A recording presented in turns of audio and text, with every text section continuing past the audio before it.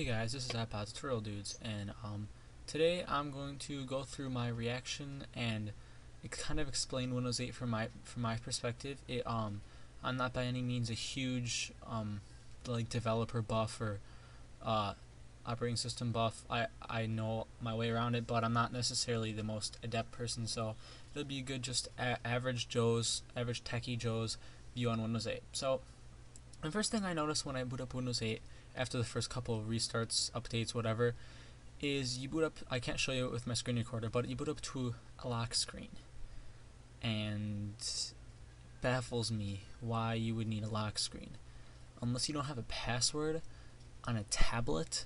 There is absolutely no reason why you would need a lock screen on a desktop or a tablet if you had a password. So it's just ridiculous. I don't know why they add that. It seems kind of dumb. Seeing as you just have to click your screen an extra time is just kind of stupid and a waste of time. I guess and even if you don't have a password on your desktop, I mean, it's nice not to have a lock screen because it just boots right to here or whatever then. But there's probably a way to disable that somewhere, but it's just kind of an annoying thing that you have to deal with. So as soon as I got here, I didn't have any of these gray tinted apps. Those are actually programs. I had these and I wondered, where's my desktop? Now, granted, I already knew that you can search your desktop here, but we'll get to that a little bit later. The first thing that I did when I was is try to find out where my settings were, since I didn't have anything over here. It turns out you have to put your mouse in the upper right hand or left hand corner, and this is all you have, settings, and nothing really except for the change PC settings. Now this is your, I guess, kind of your settings for the Metro.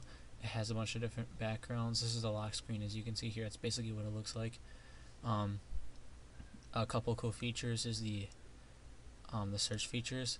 Granted, the search is terrible right now. I'll get into that a little bit later, but it's kind of nice because you can include like your mail in your search. You can include your music in your search that you search. So it's kind of cool that you can search these apps as well as your computer.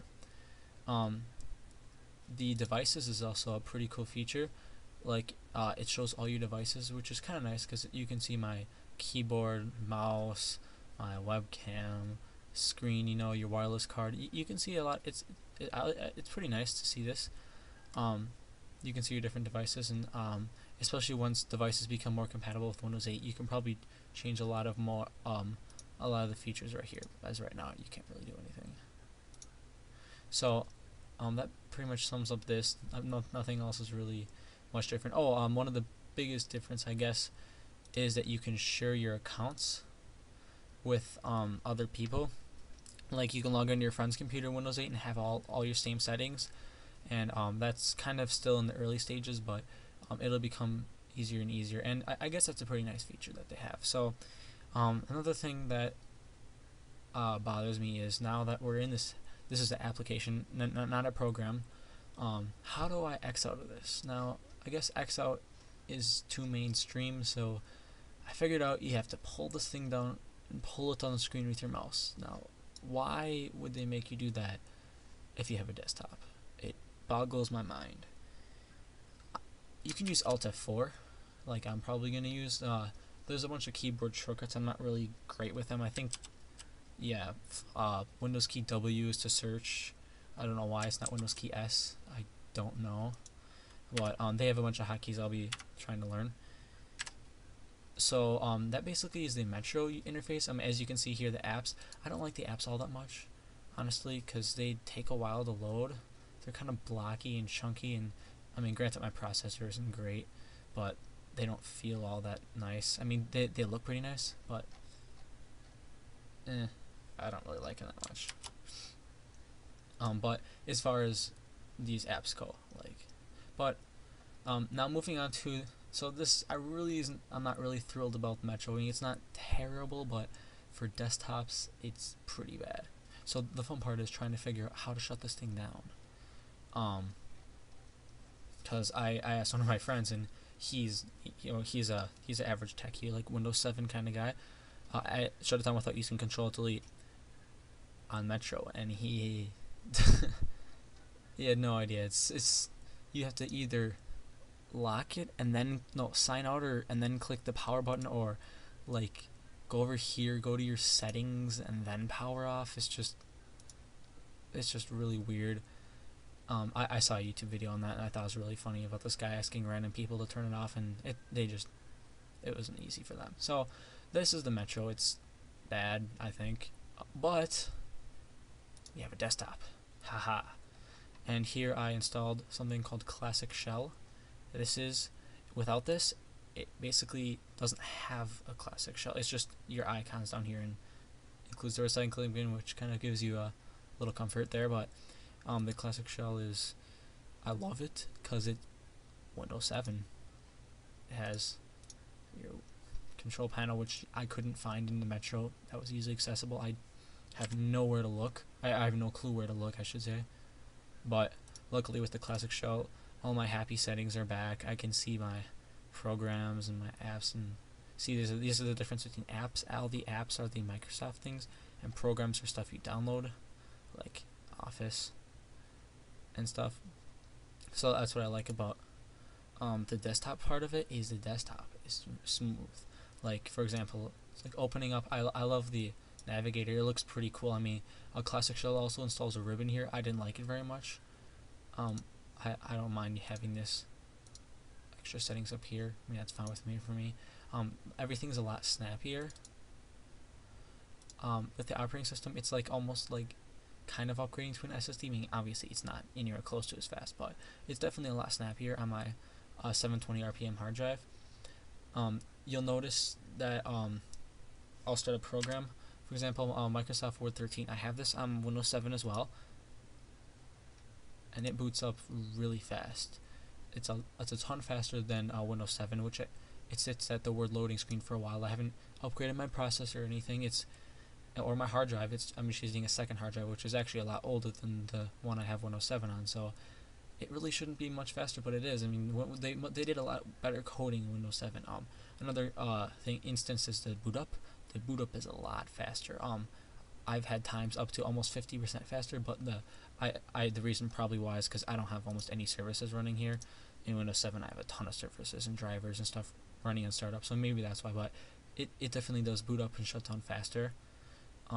It plays games a little bit faster. I mean, benchmarks show it like 2, 3, 4, almost 5% faster, or more efficient at running games, I guess you could say.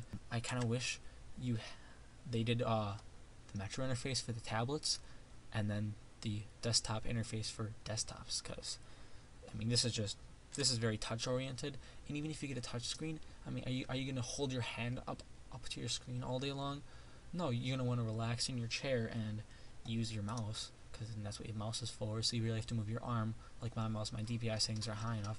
I rarely have to move my arm at all. I just have to tilt my wrist a little bit.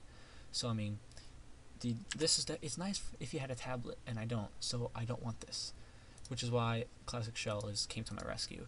The only even though I shouldn't be complaining, it still does take up some of my RAM, having to have this loading in the background all the time. So that's my complaint. I mean, the Metro isn't great, but all in all, for Windows 7, I would not recommend purchasing an upgrade if you have Windows 7 to Windows 8. But if you have the opportunity, like you're building a new computer, I say go ahead and get Windows 8 with it. Or if you're buying a new computer and it's the same price, I would go with the one with Windows 8. It's not as bad as people make it out to be. I mean, yes, the Metro is bad. It will only get better from here, hopefully. And the desktop I really like it. It feels faster, it feels snappier. But all in all, I really like Windows 8. It's fine. Yeah, I mean, I didn't regret getting it. I booted on my second hard drive, so I still have most of my stuff on my other Windows 7. But eventually I'll get an SSD, and I think the Windows 8 optimization for SSD is really, really nice. So I would strongly recommend, if you get Windows 8, I would really look into getting an SSD, because that will boost your performance tenfold at least. I mean, literally the speeds are about 10 times faster on an SSD. So I would I highly recommend Windows 8. I mean, honestly, I had my doubts, like most people. I really didn't like it, but once I started using it, as long as you kind of stay away from this thing, it's nice. I like it. So I hope this video was helpful for any of you who had doubt, or to see the pros and cons of Windows 8. I mean, I would recommend it, I guess. I mean, there's a couple of features that aren't there. like obviously the start menu, which is really annoying, but granted, you can get it with classic shell. You can't use your gadgets on your screen. There might be a way, but that kind of is a little bit annoying. But you know, all in all, it's nice. I really like Windows 8, so recommend it. Thanks for watching. Don't forget to rate, subscribe, and comment.